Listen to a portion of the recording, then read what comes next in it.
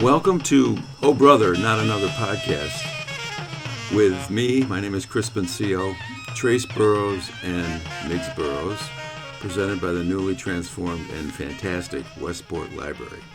Yeah, nicely done. Thank you. So I'm going to, for the audience, for someone who doesn't know who you are already, Crispin is a saxophonist, is how you say that, a songwriter and producer who's played with dozens of groups and musicians, including the Rolling Stones, James Brown, G. Giles Band. Correct me if none of these are correct. It's all correct so far. Darlene Love, Solomon Burke, Tom Waits, Ray Charles, Ohio Players, Mitch Ryder, Elvis Costello, Wayne Kramer, Dennis Coffey, David Johansen, Dr. John, Southside Johnny, Clarence Clemens, Iggy Pop, Buster Poindexter, James Montgomery Band, B-52s, Tom Waits, Iggy Pop, Joan Jett, and Robert Plant, and Joe Cocker, and I'm sure there's a bunch of others. Well, the only one you left out that I would include, Sure. I'm very proud of, is Rodney Dangerfield. Oh, seriously? Yeah. Yep. And He used to have, this would have been probably in the late 80s, whenever he appeared, he would have a piano player would have to be supplied a tenor sax player and a drummer. So I did a couple of shows with him in New Jersey. Oh, he used to live in Westport. Did you know him when he lived in I Westport? didn't. Oh. No, that was probably before. Wow. And I got to meet him because he I designed the Westport flag, and when he moved into town, he said, I want to do something for the town, or his people said. And he financed the making of the flag. Amazing. But yeah, he was a mess. Yeah. Well, you knew him under probably better. I mean, performing with him, as a sax player who showed up was he a nice guy, or like demanding, or like until what happened. We were rehearsing in the afternoon for this big show in a big theater, and it was all written out music, and very, he was very everything was very scheduled, and at one point I just started laughing in the sound check, because I thought he was hilarious anyway, and he blew up into a rage at me for and came over and was almost threatening, and I said, no, I'm sorry, Rodney, I won't do that tonight. Of all things, he's a comedian. Yeah, you think he would you're appreciating love it. this. You find out things when you work for people, but obviously he was one of the greatest of all time stand-ups, as far as I'm concerned. Yeah, just kind of a sad life. But are you ever intimidated? I'm just curious with that list of names. And by the way, I was impressed by another list on your website of the people you haven't played with, and there was only one person on that list, and that's me. Oh yeah, I just want to interject on two more credits. You're also music director at the White House for events. Well, I did a couple of shows there where I was music director for these two producers I've worked with a lot, Bob and Peter Kaminsky, and but that was during the Obama administration when they were doing those shows. And I also worked with them on a bunch of yearly shows called the Mark Twain Prize for Humor at the Kennedy Center. Right. Yeah. But the White House shows ended completely with this administration. I think. They were informed. Your services will not be needed. And what does it sound silly? But what does the music director do? What all are you in charge of? In those kinds of things, which are television, I was in charge of putting a band together, having ideas for musical selection, including, in the case of the Mark Twain Prize, helping with finding a musical guest, a featured guest, writing the arrangements for the music, writing some original music, intro music and outro, and conducting that, live that night to tape. So, and in the White House, things we did, they were more really pre-produced shows that we taped. So the first one I did was the Gershwin Prize for Humor, which went that year to Carole King. So I helped put together a band, including guys who had played on her famous records like Tapestry, Danny Korchmar, who used to live here. And the guests included James Taylor, Billy Joel, Smokey Robinson. And the second one was I didn't book those guests. In other words, it was all sort of handed to me to put together. And the second time I did it, it was a tribute to the 50th anniversary of the National Endowment for the Arts. Same kind of deal where I, was given a slate of guests helped deal with the, in the case of someone like a Broadway star, a couple of them were involved. I would deal with their music director and get arrangements from them, and I was allowed to, because it's the White House, I could pretty much ask anybody I want to play in the band. So that was a great, But mostly on those kind of things, the core bands I've always used have usually been people I know in New York, from being a studio musician and touring. Does the White House give you a budget? Like, you got to stay only... I was given a budget, yeah. I was on all those things. Yeah. I had to carefully, parcel out, what had to be covered and how to do it. But again, it was those kind of things, especially the White House. It's most musicians will want to do that if it's a friendly administration, So money was not up. People didn't haggle over that. Right. Yeah. There's a picture on your website of Joe Biden with you and Joe Biden. Yes. And his arm is very... It's a good story with that. Is there a Me Too moment there? His arm there was that, for sure. Which in retrospect, I thought, wow. Yeah. But no, there's a good anecdote with that. So that was, I think, on that first one we did with Carole King, it was amazing. And I had worked with her before, And it was in the East Room where these shows were, which is a long room, but not huge, so maybe 75, 80 guests. And we very low risers, so right in front of the vice president, the president, their wives, We finished the show, and I put my horn down, and I stepped down on the riser, and right in front of me was Joe Biden, And he came up and hugged me. And we started talking, and the keyboard player I had on that was, one of them was Leon Pendarvis from the Saturday Night Live band. And I looked at him like, take a picture, And he got his camera out. And Joe, we were just kind of talking a little bit, and he leaned in and hugged me. And in my ear, he whispered, "If I had your hair, I'd be president today." That's a great... True story. Yeah. So that picture was That's a great right quote, with it. yeah.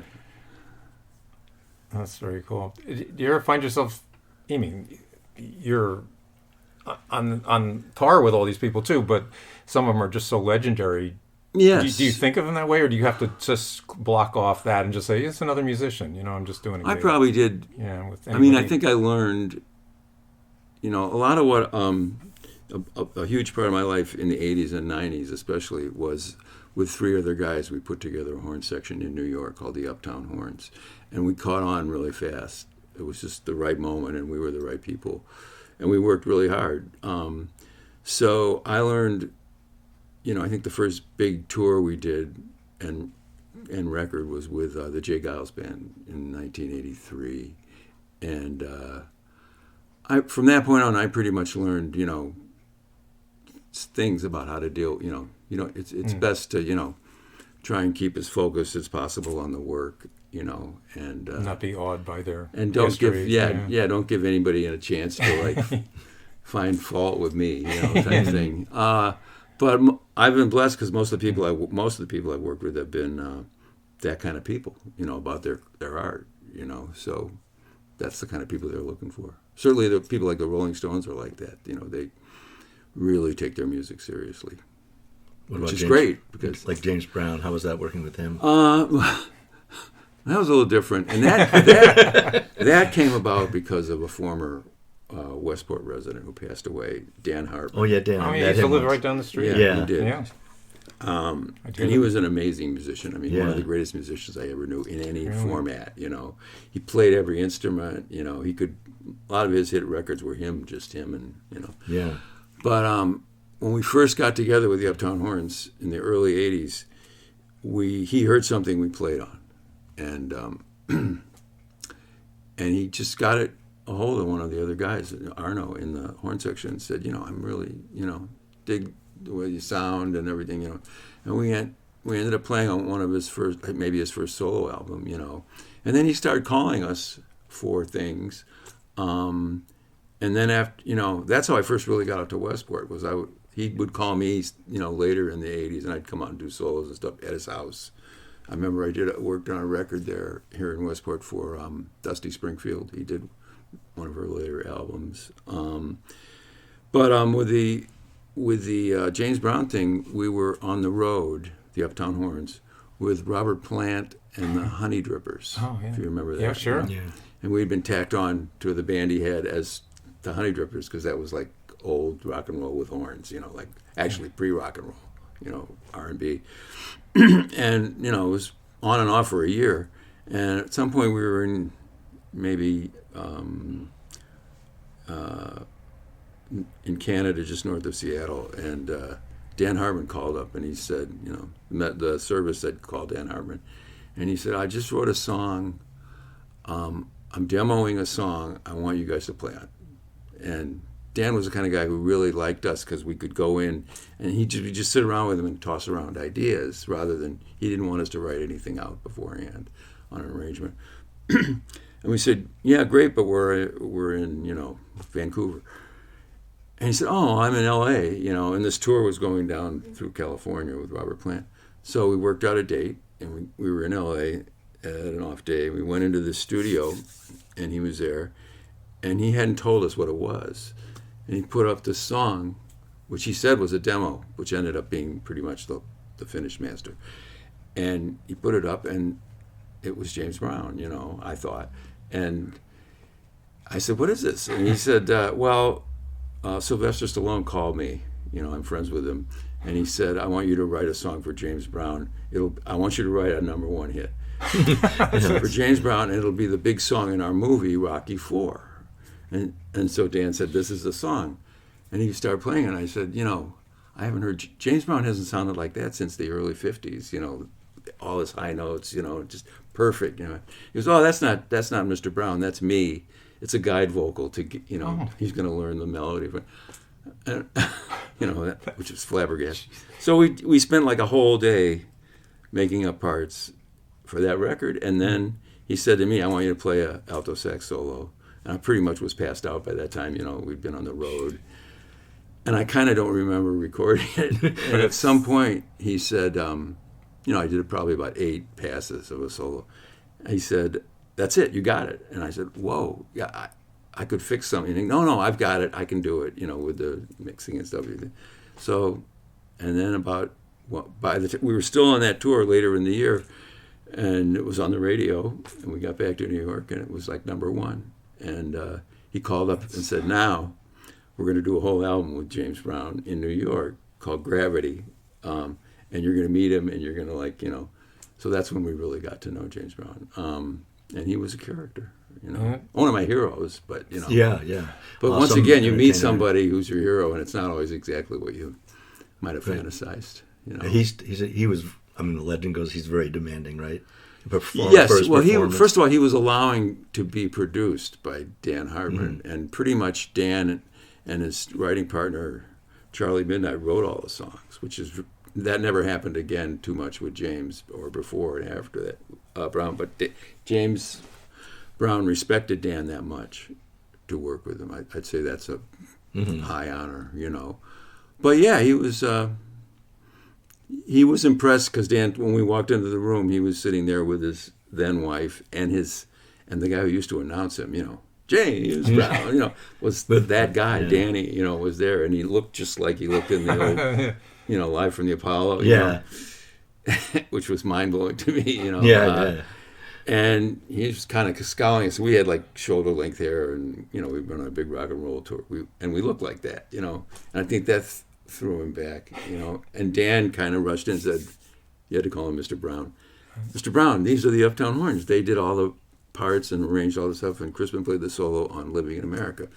And he just kind of kept shaking his head, And I this was my big moment, to meet one of my heroes, I guess I had met him once before in another thing I used to do, which is write about music. But I said, we wouldn't be playing today, and I wouldn't be playing if it hadn't been for your inspiration and your guys, Maceo Parker, your sax player.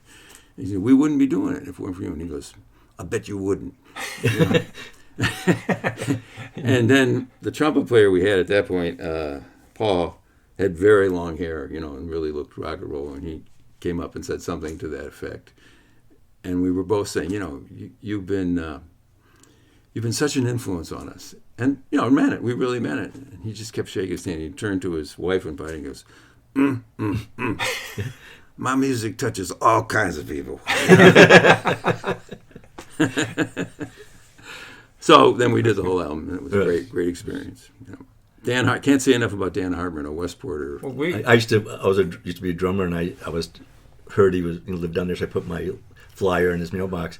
He called me over, so I go in his house. It was very awkward. He had a drum set. I said, do a drum solo. Yeah. So I was like, oh, God. So I say this thing. Then he goes, let's watch television.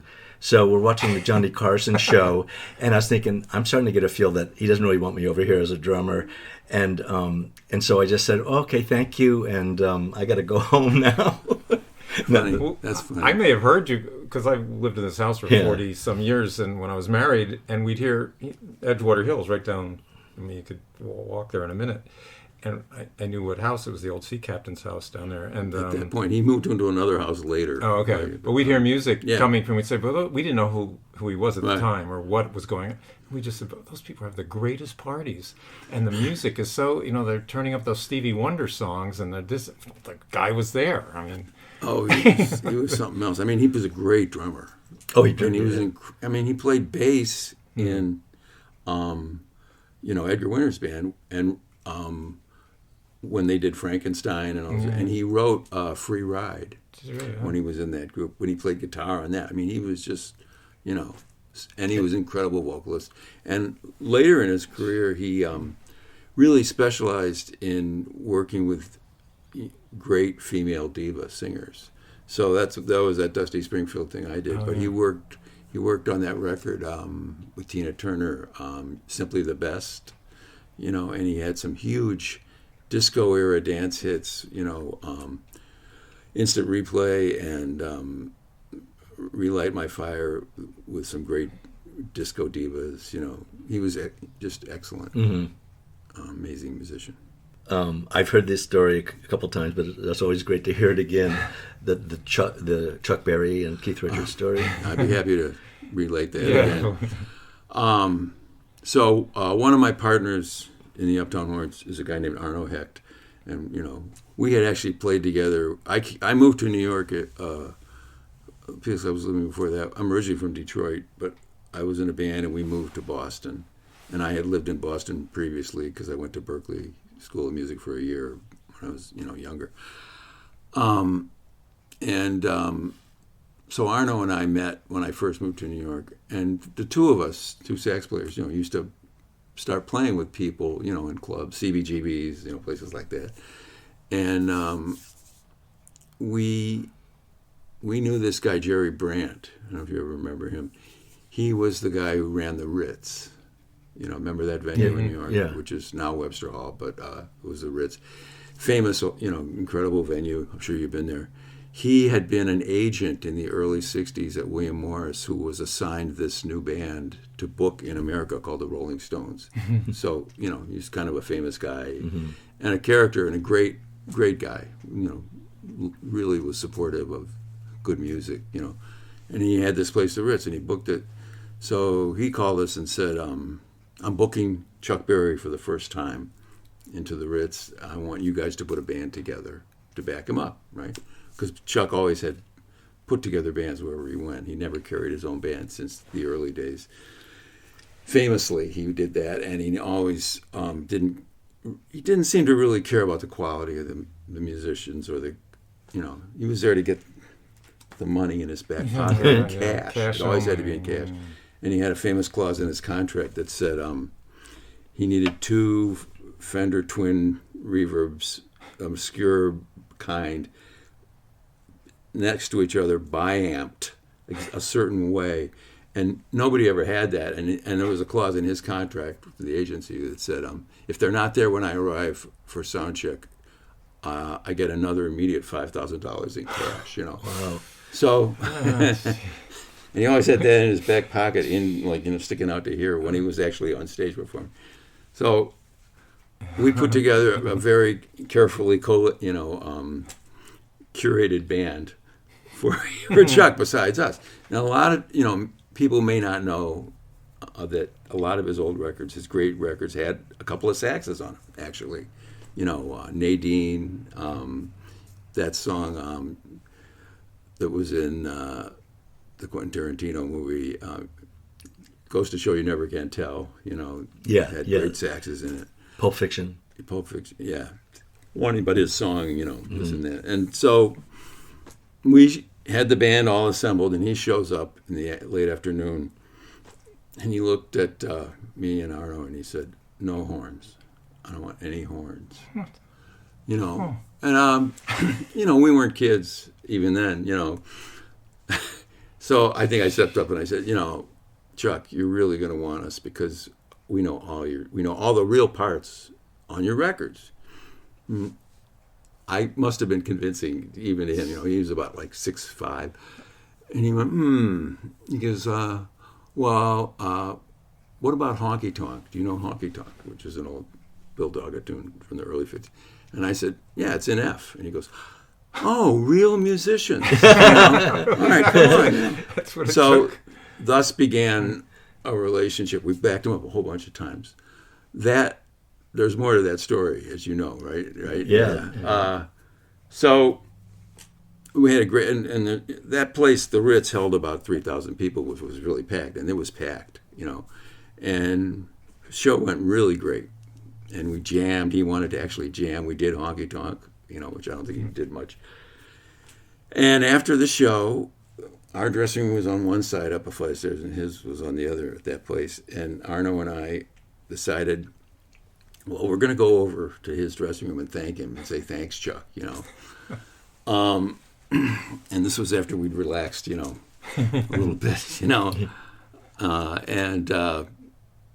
So we were a little spaced out, but we were right-purposed.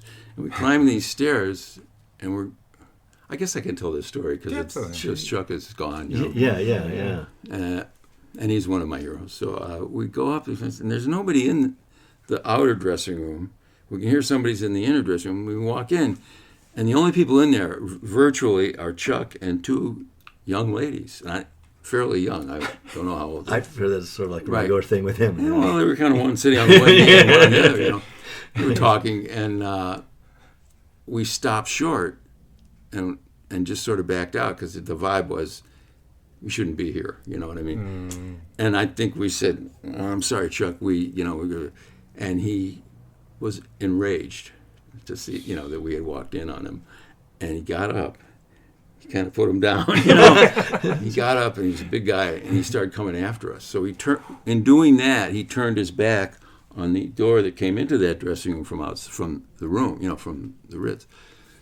And we virtually ran down the stairs, Got to get out of here. This guy's going to kill us, We got to the bottom, and then there was a big racket from where we had just come. The timing was split second, and it was so loud that we were like, a lot of people, we got to go back and see what happened. So we went back in, and apparently, as he turned to come after us, the door burst open and Keith Richards came in, and this was right before they were going to do that movie, that Keith, produced.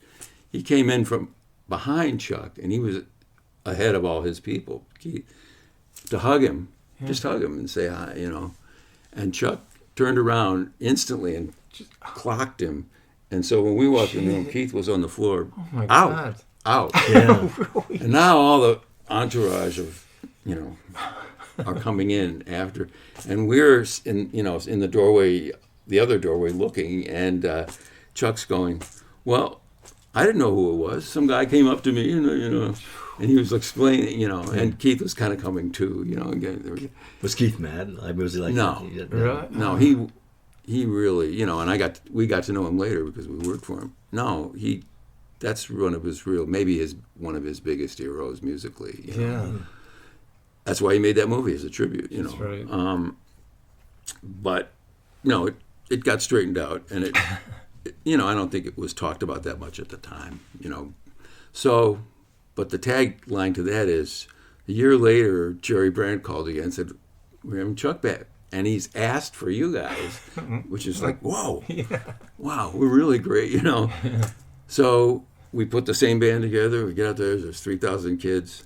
We're playing, and in the middle of the set, I looked on the side of the stage on the wings, and there's Ronnie Wood, you know, just like digging it, and he's signaling, I want to come on and sit in to us. You know, we were on his side.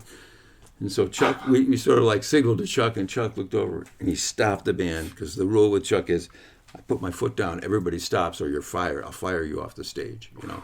So he did one of those. Band shuts completely on a dime, shuts out.